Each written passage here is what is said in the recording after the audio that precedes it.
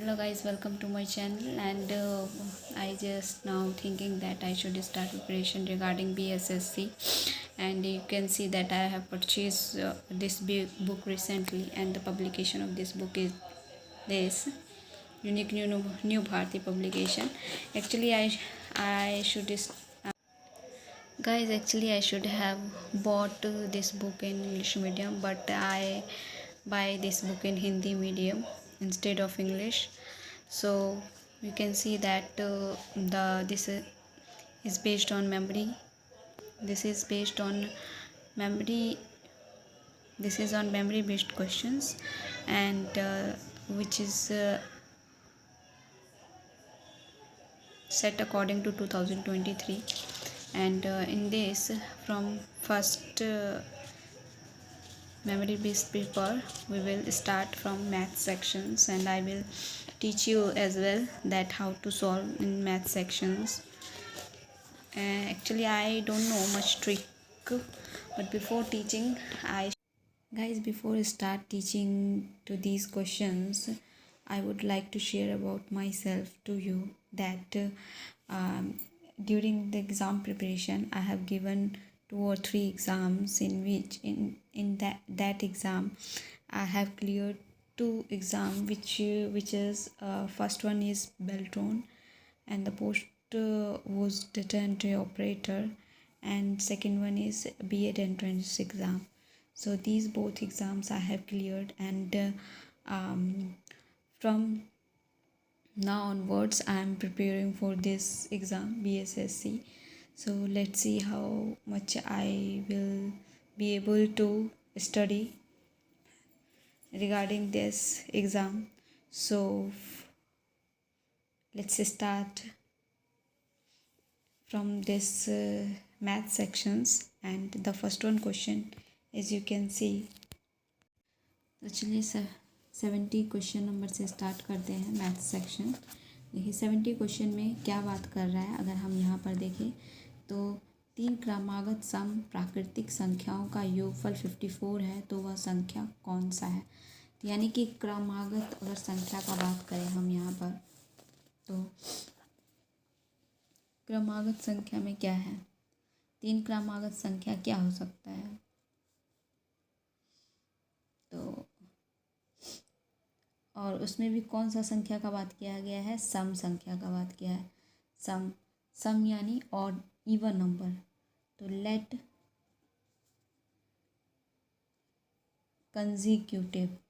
Consecutive मतलब क्रमागत संख्या, कंजिक्यूटिव इवन नंबर।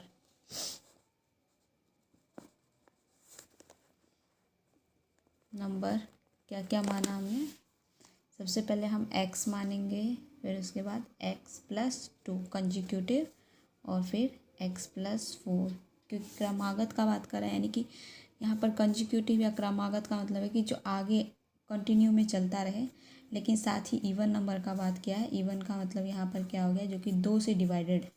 तो सबसे पहले हमने x माना, फिर x+2 और x+4 माना। तो अब यहाँ पर तीनों का यहाँ पर क्या बताया है, योगफल बताया है। योगफल का मतलब क्या हो गया, जोड़, यानी कि सम का बात कर रहा है यहाँ पर।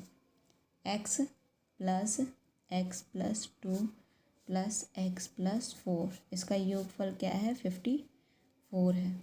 अब इसको जोड़ते हैं, एक x है, दूसरा x और 3x, यानी कि 1x 2x और 3x, टोटल क्या हो गया 3x, और 4 + 2 कितना हो गया 6, और यहाँ पर 54।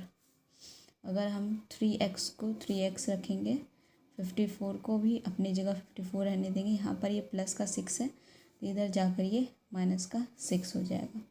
अब 3x को 3x ही रखेंगे, इक्वल्स टू 54 में से 6 को माइनस करेंगे तो कितना बचेगा, 54 में से 6 को माइनस कर दिया, यहाँ पर आएगा 48 आ गया।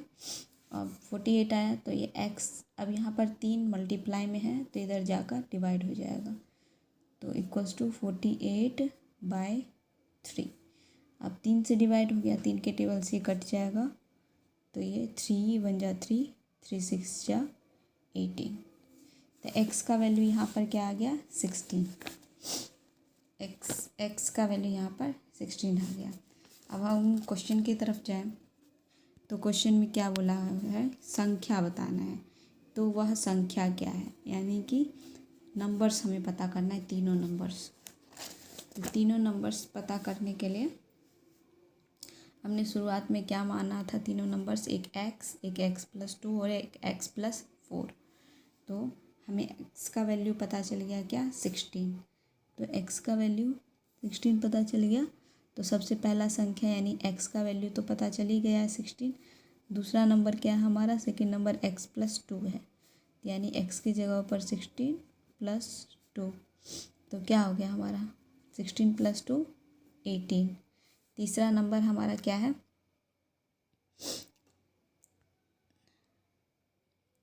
तीसरा नंबर हमारे यहाँ पर x+4 है। तो यहाँ पर x+4, तो x की जगह पर क्या है 16 प्लस और ये 4, 16+4 क्या हो गया 20। तो हमारे पास 3 नंबर आ गया। पहला नंबर क्या है 16, दूसरा नंबर 18 और तीसरा नंबर 20। तो क्वेश्चन सॉल्व हो गया हमारा। चलिए, अगर आपको पसंद आए ये वीडियो तो कमेंट सेक्शन में बताइएगा, फिर आगे भी आपको कंटिन्यू जो भी डाउट्स होगा वो क्लियर करती रहूँगी। Thank you, bye bye.